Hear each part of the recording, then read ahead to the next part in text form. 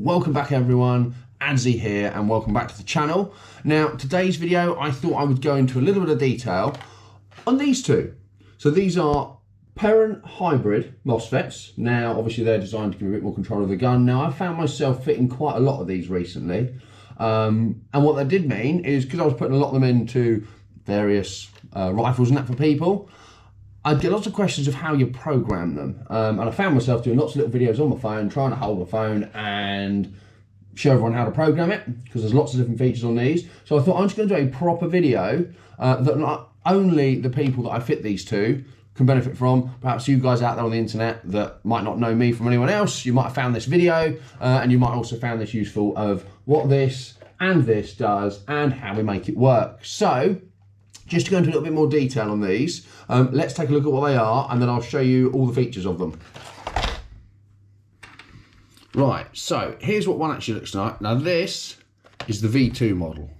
Now the difference between the two of them, V2, V3, is the different type of gearboxes they fit in. Now, essentially the features and the way you function them are going to be the same. So just to give you a quick run through of what's actually happening, basically that will sit in your gearbox.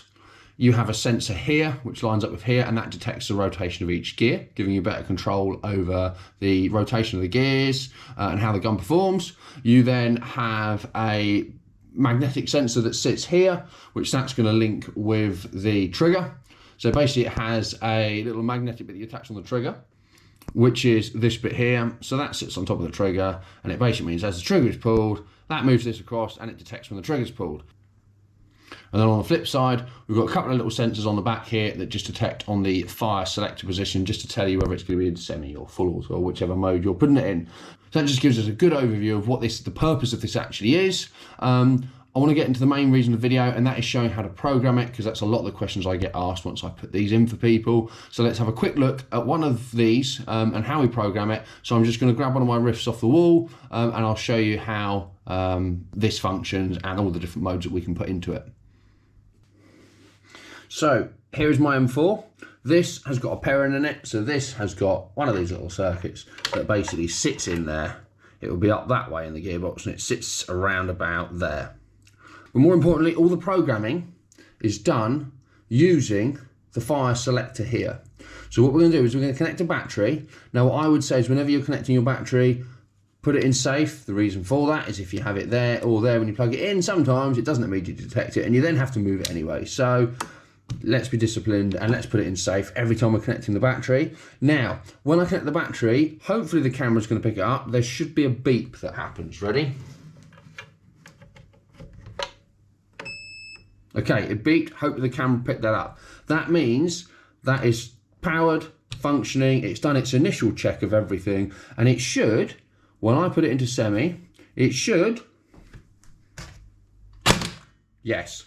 So at the minute, well, I've got this programmed to do one fire on semi, which you'd expect, put it into full, goes a lot quicker, perfect. Now, each of the modes are individually programmable. So for example, if you wanted semi and a burst mode, you could have that. If you wanted semi and semi, you could have that.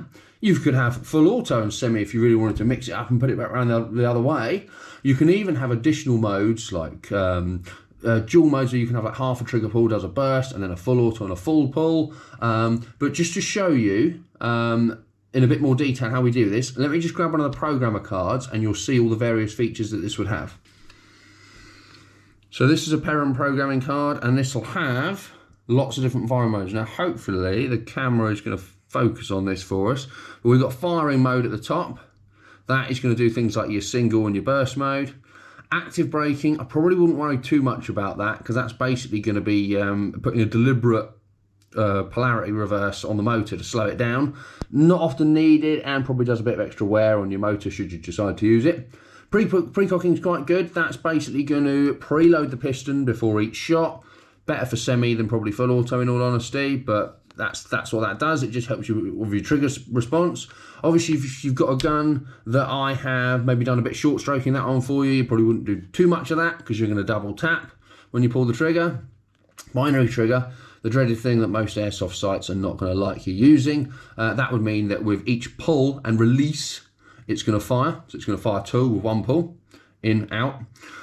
You then got a 2-stage trigger. Now this is the bit where I was saying you could either have like semi and burst on kind of half a pull is semi, full pull is a burst, or full pull is an auto, or you could have burst and auto, whichever you wanted there. Trigger sensitivity, it basically determines how much of a pull you need to put on that before it engages it. Now it's never going to be super duper sensitive on these, but in my opinion you don't really need that. You always want a reasonable amount of pull just so you don't accidentally go discharging that unnecessarily. Rate of fire reduction, now that is something I've applied to this because this is quite a quick build when it's on full speed with an 11.1 battery in it, so we don't really need that, so that just slows it down. You've then got DMR mode, which is something you could activate if you were going to have a rifle set up for DMR. That basically means if the rifle's running single shot only at a slightly higher power to abide by the DMR rules, that you can add a timed delay between shots. So some sites won't let you spam the trigger, which is absolutely understandable given the higher power of the rifle. That allows you to put a delay on it. LiPo alarm, I recommend you leave that on. It just prevents you running down your LiPos completely flat and gives you a nice warning when you should be changing battery.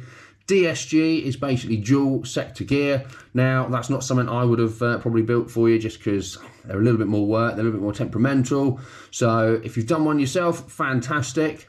That is your mode there that you would need to run a sector gear that's got 2 sectors on it for pulling the piston back, and the bottom one is master reset. So that gives you a quick overview of what all the features are. Now, how do we get into it? For example, if I wanted to make this semi and burst, I would need to come round to semi, round to auto, leave it there for a moment, and then the way you enter programming is this kind of dual flick, let's call it that, of the selector.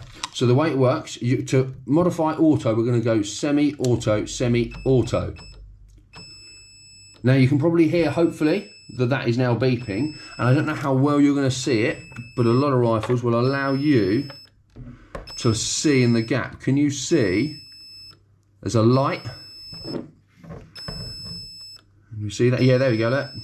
We can see the light in there, so that's flashing. So that's flashing green, and that is going to change with the relevant one. So if I wanted to change this to burst, the minute it's got a solid tone. Now solid tone is the end one here and means full auto. If I pull it once, it goes quiet, so that means safe. 1 shot, 2 shot, 3 shots. So basically pulling the trigger on each one of these will go through each of the modes. To get down to the next one, you rotate the selector. So if I do that, we'll now see that the light will have changed to blue. Let's see if we can see in there. If the camera's picking it up, but it has gone blue. It's obviously a darker colour than the green, so perhaps not standing out so much. But that would now actually activate the active braking. Now, to be honest, I didn't realise I had that on this, so I'm going to turn that off. There, that's now turned off. So I've pulled the trigger multiple times to cycle all the way through here to get it off. Now pre-cocking, if I rotate this again, that's going to be yellow. I don't know if we can even see it in there, but it is. So I haven't got anything on there because it's the full auto mode. I didn't feel I needed it. So the gist of that then, as you go through, each one cycles down to the next bit. Now this one should be trigger sensitivity. I think I've got about 3. I've got it set to 4, so almost maximum, but that's absolutely fine for how I like it. Rate of fire reduction we've got a bit of, so again, just rotating that, it's coming down. We can hear it beeping on each one.